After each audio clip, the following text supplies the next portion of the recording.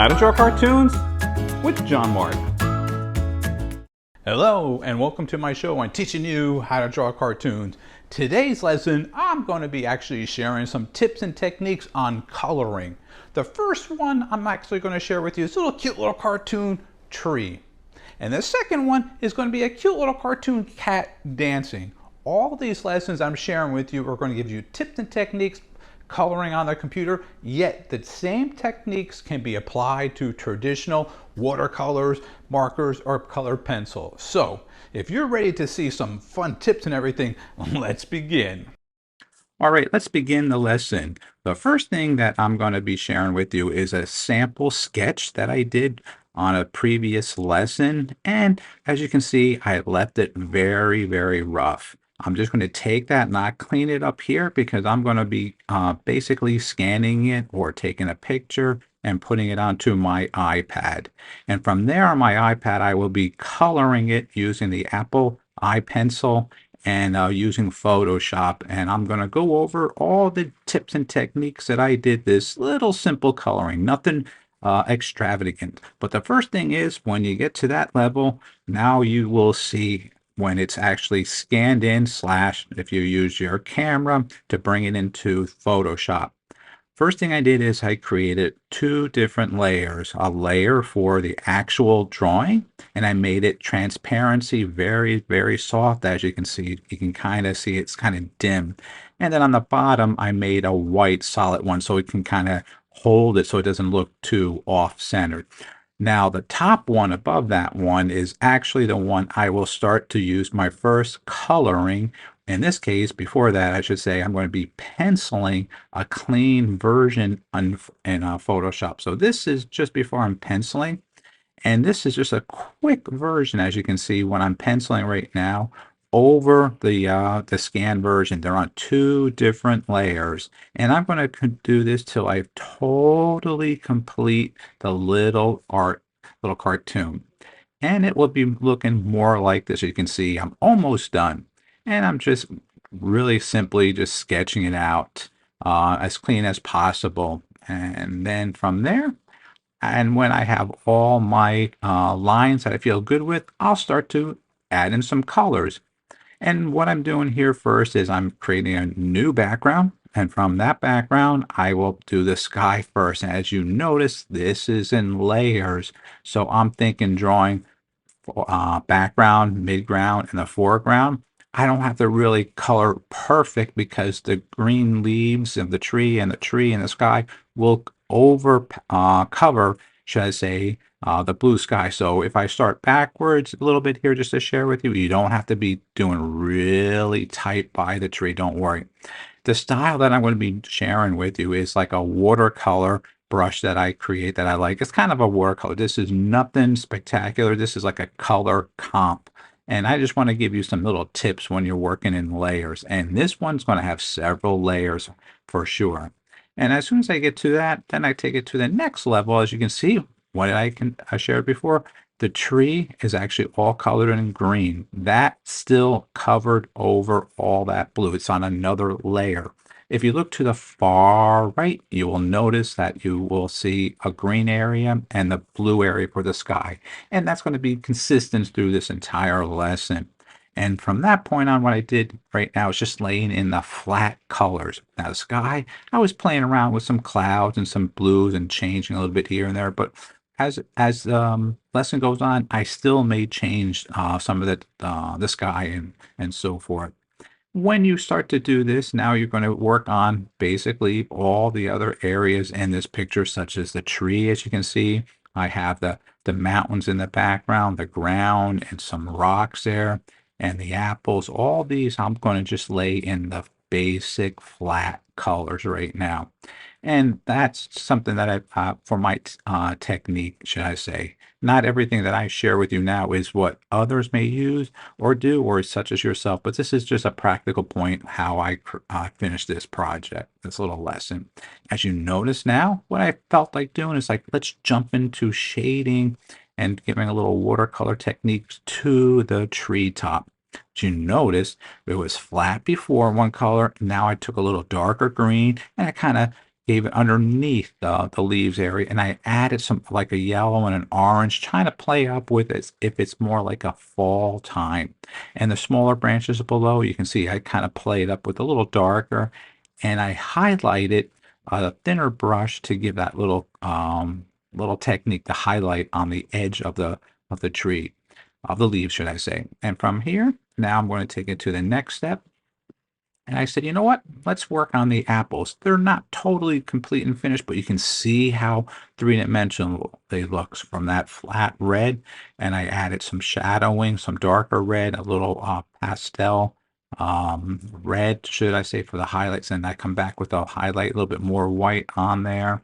And I add a little shadow from where the apples are sticking out of the tree. So they kind of look like they're popping off the tree right now. Very simple, not much to do. And so when I'm sharing this lesson, I may bounce back and forth. Why do I start with the tree leaves instead of the tree itself or the ground, the background? Why don't I just do the mountains and do everything in the background? It's whatever your creativity and your imagination and where you feel driven to actually to color. And so it doesn't make a difference if you, in this case, start everything in the back and work forward or backwards. Since this is done on the computer, you have layers, you can go bounce back and forth. But now traditionally, that's totally different. This would be total flat art, and rules are different for sure. I'll have other lessons on that, but for now, we're on just doing this on the iPad with layers. So as you can see here, now I'm getting a little bit more detail on the tree, adding some more little shading, highlights, shadowing in there. I'm not worried about overlapping some of his mouth or his eyes because I'm going to color that in. As you can see also, I added some little techniques, little spots, dark and lights in the tree, the leaf areas on the top part of the tree there. That's just a technique that I like and just kind of gives it a little whimsical or kind of a magical feel to it in this case. And that part here is plus and minus, and that I actually have on another layer. When I did all those spots, just in case I did not like what I did, I can turn off that layer or delete it, and I did not affect that gradation underneath. Once again, as soon as you color traditionally or on the computer and you're on the same layer, and I added these spots, if I didn't like how the spots look, I would have to kind of fix that, and that would be extremely hard if it was on that particular layer locked in. In this case, it's not. I can easily turn on and turn off. Tip. That's a good tip to remind yourself. Now, at that point, now I come back to the sky again, and I changed the blue. I didn't care for that darkness. I added more of like a baby blue around the top and feathered it out with some light white around there, kind of a soften it up a little bit. And I was just playing around with that. I said, you know what, that looks a bit better. Playing around with some more shading. I colored in the eye of the little tree, the little fella there, and just playing around. So again, you may still go back and forth and change the colors on the leaves, on the tree or the tree trunk if they're on different layers. Stay tuned. We'll be right back. Welcome back to my show. Let's continue. Note once again, you can see on the far right, I have several different boxes. Each one of those boxes is a different layer. And now let's take it to the next step. I'm getting a little bit more detail on the actual tree, adding those little spots again, little shadowing and dark sunspots here and there, and playing around with it. I might use go back and forth. If I didn't like it, I'll undo it again. Those areas that I'm adding the spots on the trees and some highlights, I might consider having another layer, because if I don't like it, click it off and I don't have to worry about starting all over again. And then from the next one here, now I'm just laying in really quick the background of the purple mountains in the background, some ground cover for that yellow area there, and playing around with some more detail on the tree, some more shadowing, worked on his mouth there. And you can see the multiple layers when I'm all complete here. Technically, I have about 10 layers right now that I'm working. You don't see them all, but there's 10 right now. And I guarantee you, before it's finished, I'm going to have several more as well. And from this point on, I'm going to be just adding more colors, getting more detail, getting a little bit closer with you. I'm adding some grass blades. I'm going to be prepping up on there, the highlights on the apples, highlighting little small stuff you may not see from the last one to this one. And then let's take it to the next one. And here is a little bit more. As you can see, I added some dark shadowing around the bottom, the base of the tree, some lighter greens and some of the back. And I just got some little grass blades on an individual and just randomly started to pull them in front and behind the tree there on the bottom there. And just taking your little time. And that's a little tweaking here and there, adding more detail. So at this time, when you're laying in the flat basic colors, that takes really quick, but as soon as you develop your technique and style, in this case, this is pretty simple. It's not a lot of detail I'm putting in there and shading.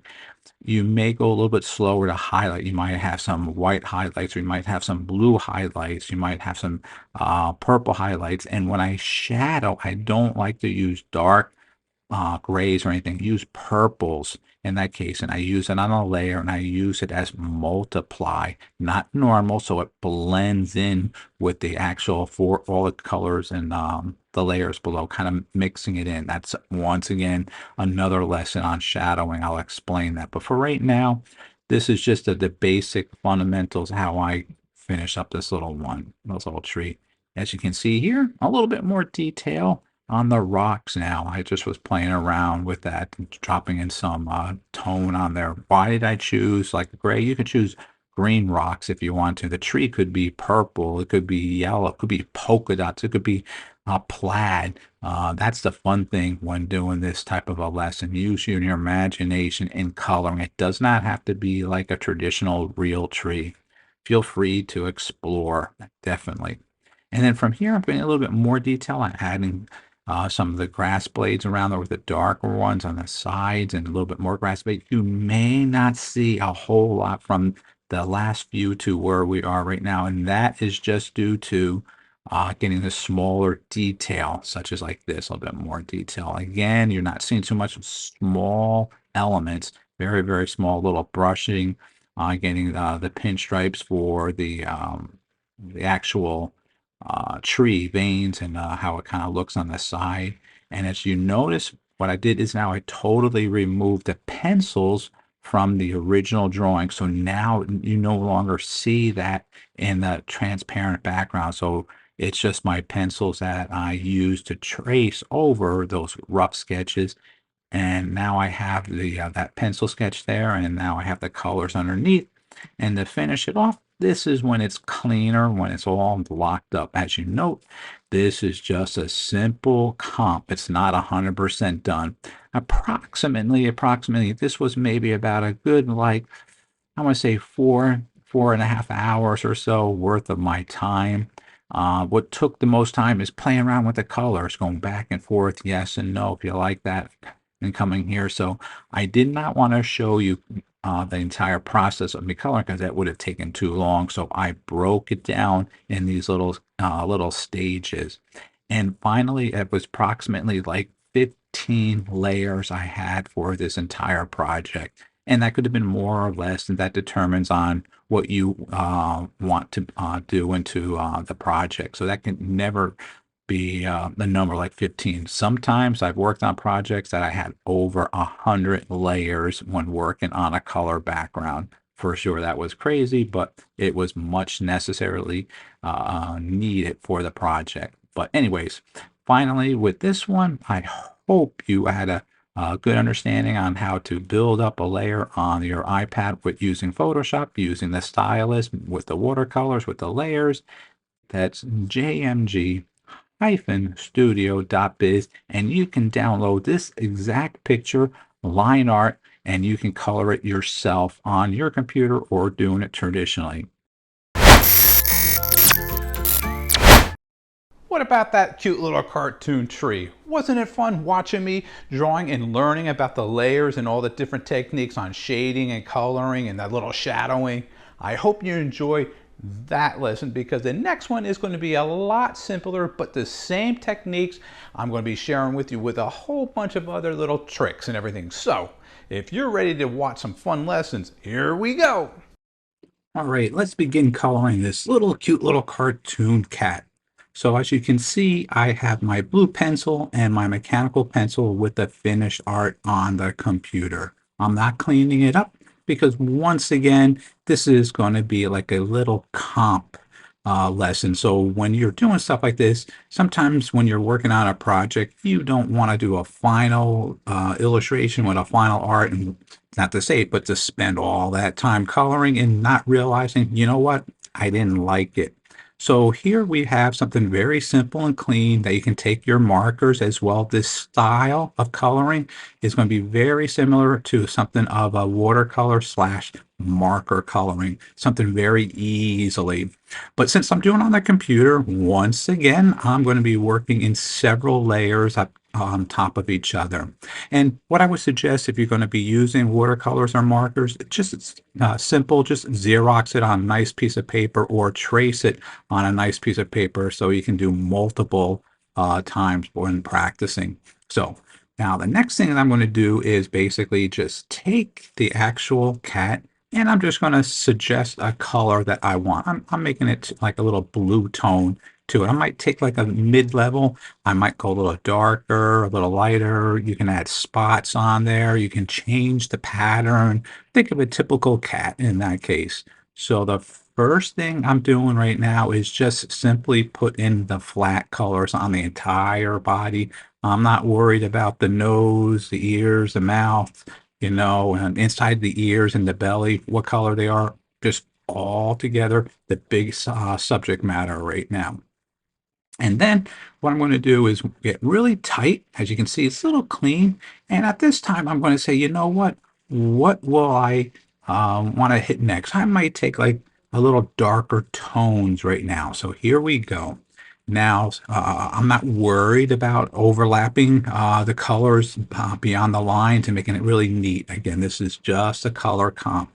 And as you can see, I just simply shaded in some areas around his fingers, around his ears, and his face, underneath his tongue, his arms, his other legs, and his tail, and some shadowing happening right now. This is the first out of many shadings you can go. You can go a lot more than what you will see on my finished one, but this is just a little simple lesson once again. And from this point, I'll actually take some highlights. Note on the far left right now, I have those three different blues. Currently, those are the blues that I just used all together right now to create the standard of this cat. Notice, remember, flat color. And then I added some little shadow and highlight. And then I have this nice little blue, a light blue that I'm coloring on top where it would be more like a highlighted area and just blending it in. Very simple. Once again, stay tuned. We'll be right back. Welcome back to my show. Let's continue. Here, what I just thought, you know what? I said to myself, let's start to play with the tongue and inside the ear and the nose.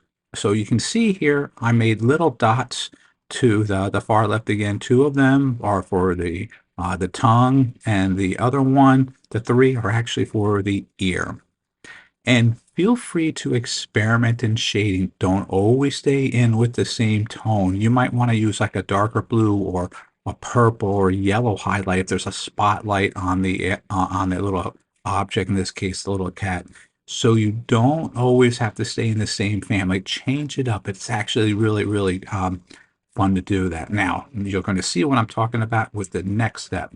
See, I made a little lighter blue and I highlighted right over those shaded areas on the cat. Not all of them right now, but it kind of gives that three-dimension look. So I had the base color, then I put the mid-tone, and now I come with a little shadowing and that highlight. I can even go beyond that and add some pinks or highlighted whites or kind of reds for warmth, for more blues, highlights that are cool tones. It's just using your creativity and how you're coloring, and of course, the composition of the whole layout. This case, there's nothing, I'm not worried about that. I'm just randomly creating colors and shading the object, and the object, actually, the kitty, I should say. Here's a full shot, as you can see, him dancing and having that little shading. Now at this next level, I said, let's add some background color to it and give it some more dynamic, some little fun feature.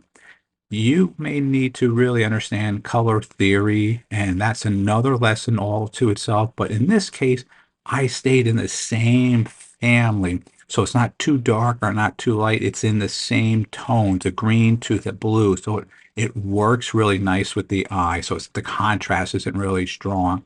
And I have laid down the first light green and then a little darker green. And then I added some yellow on top of that. And then I just freely just add these little specks of colors all over the spot. Likewise, what you see here, some more spots. And then I went back and said, you know what? I wanted to change it up and give it some more like a little pink, light pink and fuchsia in the background. That's my choice, but feel free if you don't like it when you're working in layers, you can turn them off. As always, using your imagination is the key thing, even in coloring. So here's the final one that I have. And I hope you enjoyed this lesson. As always, sign, date, share with your family and friends, and practice coloring in different mediums such as watercolors, markers, color pencils. Wasn't that Something cute very little simple cartoon for cat? all I enjoy beginners. sharing that little fun coloring. He's dancing, adding the shadows and that little highlights. You may want to actually change the colors or play around with a pattern on there. That would be fun. You may even want to make a plaid or polka dot cat out of it. That would be hilarious for sure.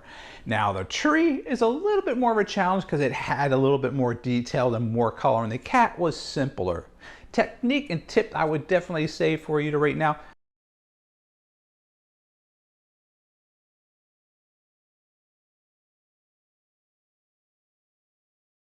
try either markers, color pencils, or watercolor and practice them over and over again. It'll become easier as you practice more, just like my drawings, I always say. So I hope you enjoy these two lessons. As always, looking forward to seeing you next time.